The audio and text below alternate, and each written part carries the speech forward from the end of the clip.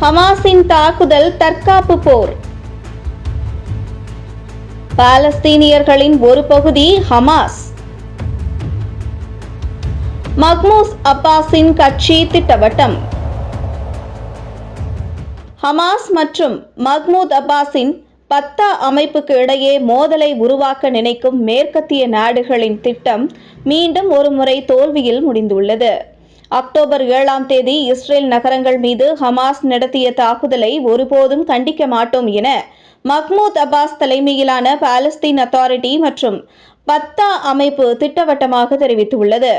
Mahmoud Abbas தலைமையிலான பத்தா அமைப்பின் மத்திய குழு பொதுச் செயலாளரும் பாலஸ்தீன் கால்பந்து சம்மேளன தலைவருமான ஜிப்ரில் ராஜோப் ஹமாஸ் தொடர்பான தங்கள் தரப்பு நிலைப்பாட்டை விளக்கியுள்ளார்.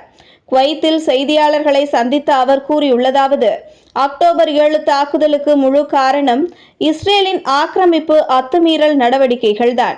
பாலஸ்தீனிய பிரச்சினைகளை தீர்க்காமலேயே அரபு நாடுகளுடன் உறவுகளை இயல்பாக்கிக் கொள்ள முயற்சித்த இஸ்ரேலின் முயற்சியை ஹமாஸின் தாக்குதல் முறியடித்துள்ளது. பாலஸ்தீனியர்களின் போராட்டம் அரசியல், சமூக கட்டமைப்பு ஆகியவற்றின் ஒரு பிரிக்க முடியாத அங்கம்தான் ஹமாஸ்.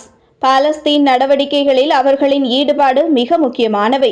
அதே நேரம் சட்டப்பூர்வ பிரதிநிதியாக பாலஸ்தீன் அத்தாரிட்டி உள்ளது. இவ்வாறு பேசினார். ஹமாஸை தனிமைப்படுத்தும் வகையில் அக்டோபர் 7 தாக்குதலை கண்டிக்க வேண்டும் என மஹ்மூத் அப்பாஸை இஸ்ரேலும் மேற்கத்திய நாடுகளும் வலியுறுத்தி வருகின்றன. ஆனால் அவர் அப்படி செய்தால் பாலஸ்தீனியர்களின் கடும் கோபத்திற்கு ஆளாக நேரிடும் என்பதால் மறுத்து வருகிறார். இதனால் அவர் மீது இஸ்ரேல் அதிருப்தியில் உள்ளது. அதே நேரம் காசாவை ஹமாஸிடமிருந்து கைப்பற்றி உங்களிடம் தருகிறோம், நீங்கள் நிர்வாகம் செய்யுங்கள் என மஹ்மூத் அப்பாஸுக்கு ஆசை காட்டி வருகிறது அமெரிக்கா. கிழக்கு ஜெருசலத்தை தலைநகராக கொண்டு 1967 எல்லை அடிப்படையில் தனி பாலஸ்தீன் நாட்டை உருவாக்கி கொடுங்கள், பிறகு காசா நான் நிர்வாகம் செய்கிறேன் என ட்விஸ்ட் கொடுத்தார் மஹ்மூத் அப்பாஸ்.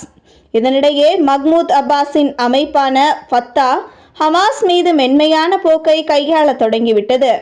இந்த சூழலில் மஹ்மூத் அப்பாஸிடம் காசாவை ஒப்படைக்க முடியாது என இஸ்ரேல் பிரதமர் பெஞ்சமின் நெத்தன்யாகு தெரிவித்துள்ளார்.